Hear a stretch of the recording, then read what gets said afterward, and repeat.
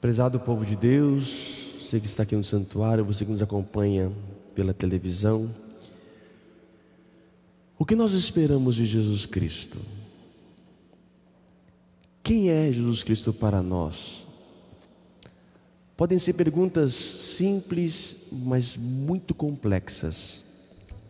Estamos lendo nesses dias o capítulo 6 de São João. É um capítulo que fala do discurso do pão da vida até chegar na própria Eucaristia. Mas tudo começou como? Aconteceu um milagre. O povo estava com fome e Jesus fez um milagre. De 5 pães e 2 peixes, saciou uma multidão. Desde esse dia, as pessoas procuram Jesus para poderem ser saciadas. Só que procuram por causa de seu estômago, não por causa do coração. E alguns que lá não estavam, duvidavam, queriam mais. Olha, faz mais sinais, realiza mais coisas para que nós possamos crer. O ser humano insiste em procurar sinais. Nós precisamos, às vezes, mas muitas vezes também é exagero. Não confiamos. Queremos que a todo momento Deus se manifeste. Queremos que a todo momento Deus faça alguma coisa extraordinária. O povo está à procura de um Cristo que possa resolver todos os seus problemas. Só que não é isso que ele veio nos ensinar. E ele começa então um discurso de um outro alimento, o alimento dele mesmo. Gente, sem alimento nós não somos nada. Nós precisamos nos alimentar para que possamos desenvolver o nosso físico, para que possamos viver, caminhar. Só que existe um outro alimento, que é o alimento do Espírito. E uma coisa interessante, quando nós estamos com fome fisicamente, começa a nossa barriga dar sinal, não é verdade? Começa a vir uns barulhos lá de dentro, e de repente, nossa, vou ficando fraco, e eu percebo, preciso comer. E eu vou me como, pronto, sacio. Agora, quando o Espírito está com fome, quais são os sinais que emitem? Aí é que muitas pessoas não conseguem perceber. Os sinais físicos, rapidamente nós detectamos, nos alimentamos, nos saciamos e pronto.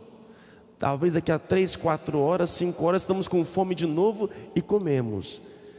Mas quando o espírito, quando a alma está com fome, a grande maioria não percebe. Quais são os sinais que o espírito e a alma emitem quando está com fome? Começa a ficar impaciente, grosseiro, começa a ficar desequilibrado, começa realmente a mudar todo o seu ambiente. Isso é sinal de que a tua alma, que teu espírito está com fome. E qual é o alimento da alma? O alimento que nos sacia, Cristo.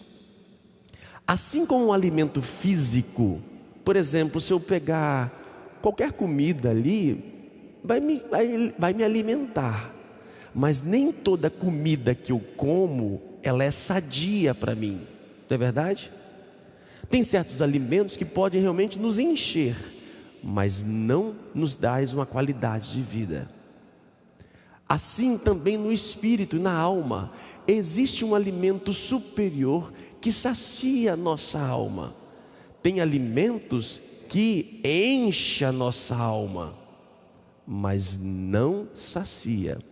O único alimento capaz de saciar a nossa alma se chama Jesus Cristo. Jesus palavra, Jesus hóstia, a queremos comungar, o Jesus caridade. É isso que faz realmente a nossa alma.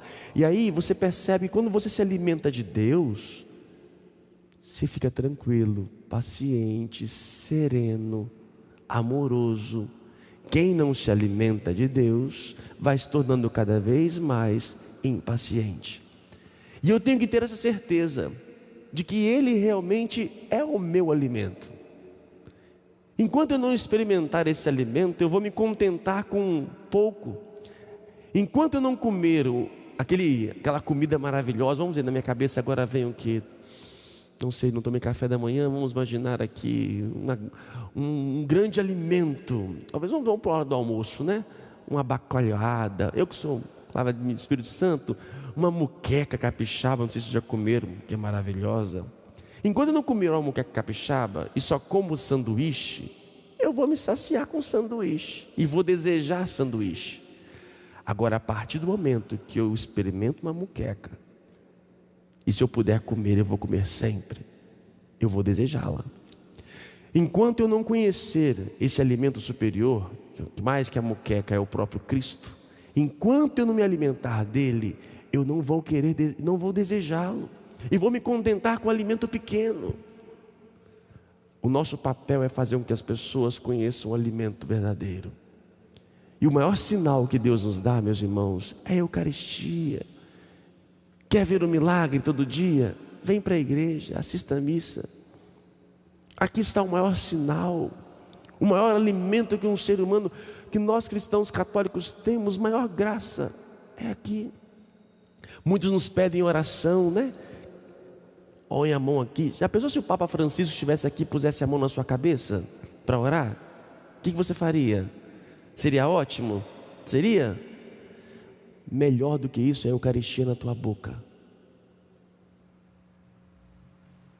Mais do que o Papa, qualquer outra pessoa pôr a mão na sua cabeça, é você comungar, é ter Cristo na sua boca, ou Cristo nos seus ouvidos pela palavra.